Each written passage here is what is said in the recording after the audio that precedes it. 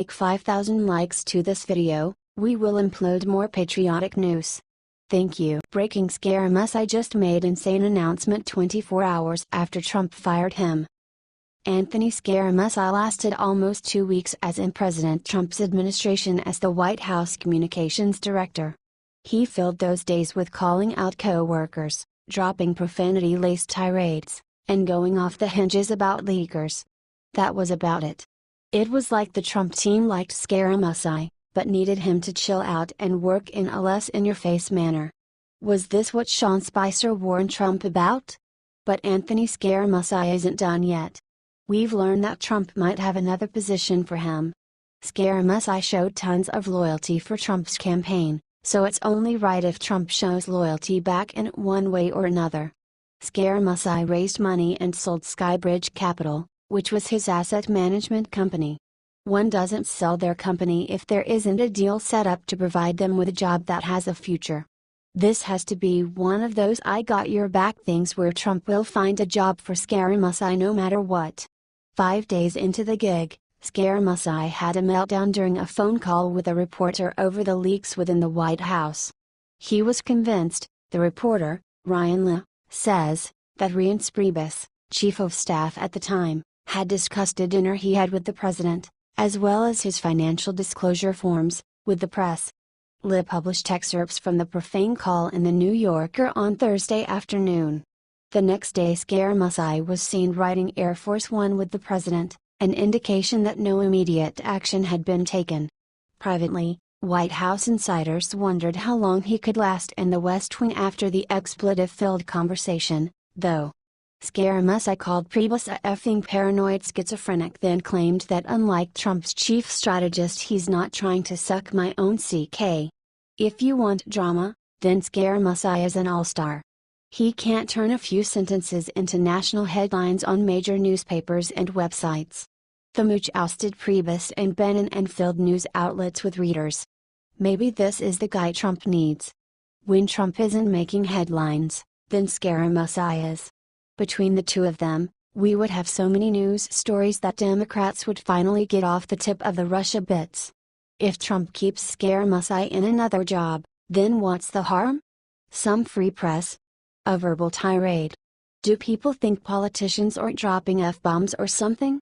I can bet your bottom dollar that our American politicians have absolute potty mouths as soon as the cameras are off. It's human nature, and some people talk with swears.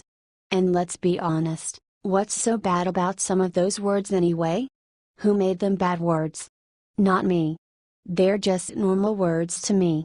Reports suggest that Scaramucci, the former communications director, might go into the Import-Export Bank in D.C. Corey Lewandowski spoke with Fox and Friends about the situation and provided a few bits of information. Corey Lewandowski, ex-campaign manager for Donald Trump, said Tuesday on Fox and Friends that he suspects the president will give Scaramucci, a major Republican bundler, a job elsewhere in the administration. I think so, Lewandowski told the hosts of Fox and Friends. There's a lot of jobs out there in the administration, and the communications director wasn't the right role for him, but my guess is the president will find a spot for him somewhere.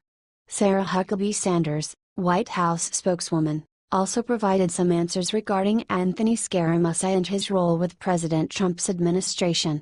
She gave bare answers, little details, and left doors open for speculation. He does not have a role at this time in the Trump administration, Huckabee Sanders said. I don't have much else to add, she contended. Asked directly if he's still at the Exim Bank, Huckabee Sanders replied, not at this time. When someone says not at this time, then that sometimes means they're working on it. If it was a definitive no, then she would have said something like no, he's out and he's not coming back, but she gave us an answer that could go either way. When Huckabee Sanders says she doesn't have much else to add, that's because she was either not told yet, or because they haven't figured out the best position for Scaramucci to be placed in. The mooch is a Trump loyalist, so Trump will give him a job somewhere. The only thing we can't figure out is where he will go. Where can Trump place a Republican who has an in-your-face attitude? What position can he serve where he's not referring to people as not trying to suck my own CK or other verbally aggressive, and often funny, sayings? His demeanor might be a bit too aggressive, which could potentially be counterproductive. America wants to bring our strength back, but should we strive to be a little more professional? Or should we worry about getting things done? Maybe we just need to get things done and not put so much emphasis on words. Perhaps Scaramucci sounded unprofessional, but there's a good amount of energy and honesty in there. That has to be good for something.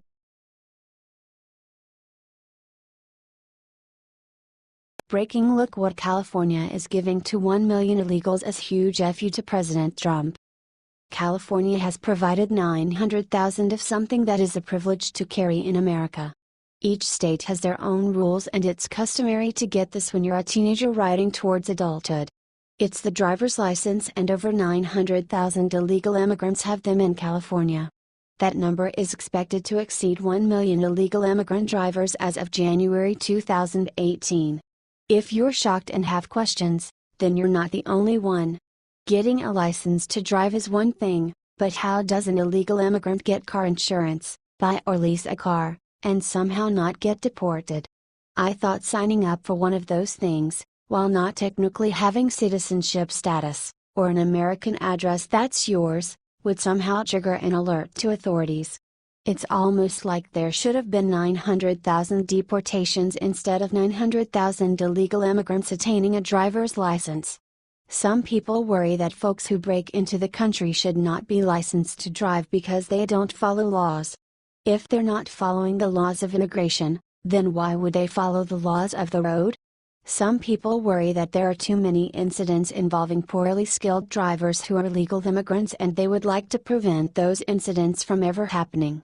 Americans have their own poor habits, so it's like we, as a country, don't want to absorb the additional bad habits of other people from other countries. When states like New Jersey tell you to make 10 rights just to turn left, and we're still confused about it ourselves, then it's easy to assume that an illegal immigrant who may not speak English might get confused about certain road rules.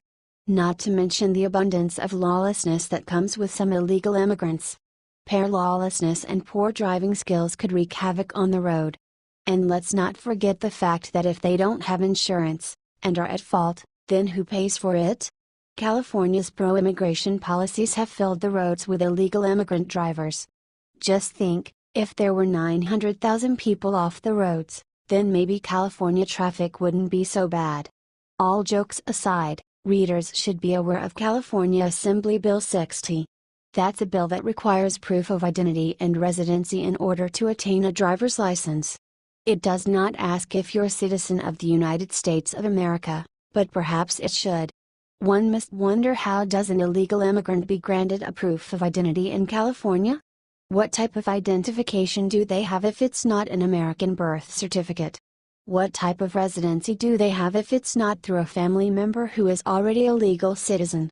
By the time June wrapped up, over 900,000 illegal immigrants took advantage and were registered under California Assembly Bill 60, which requires only proof of identity and residency, not immigration status, to receive a license to drive a vehicle. According to the Sacramento Bee, the bill was intended to bolster public safety and reduce penalties for undocumented immigrants who drive, after the bill's 2013 passage, which was a product of 15 years of far-left pro-immigration lobbying groups pushing to create further incentive for illegal immigrant criminality. AB 60 turned California into the 10th state in the U.S. to give illegal immigrants the ability to obtain a driver's license. The sad and disgusting truth is that the law, when initially passed, brought in such a wave of applications that it actually doubled the state's expectations. California, and the far-left regime that runs the state, wants the illegal immigrants to feel more at home than the actual citizens just so they can get their voters every year. It seems like California has two problems on their hand. The first problem is that it seems like no one handing out American privilege cards is asking about citizenship status. Shouldn't most acquisitions, such as driver's license, rent, mortgage, government identification cards, etc., require American citizenship? The other problem is with California being such an extremely liberal state that it values illegal immigrants more than it does American citizens. Why does it seem like American citizens are second-rate in California? Shouldn't those who live here be treated the best? And those who come here legally, be treated the best as well? But why is California catering to illegal immigrants so much? There are cities in America that don't have 900,000 people in them, but California alone has nearly 1 million illegal immigrant drivers. What would be very interesting is if Republicans somehow won back California and provided the driver's license information to ICE. Then ICE used the addresses on the cards to locate and deport illegal immigrants. Some folks think that those who are aligned with right-wing politics dislike immigrants. That's not true. Right-wing Americans simply want immigrants to follow immigration laws, get jobs, work hard, and pay taxes like the rest of us. Everyone has to be responsible for following the laws and be contributing members of society. America thrives when people contribute and work hard. That's what real Americans want more of.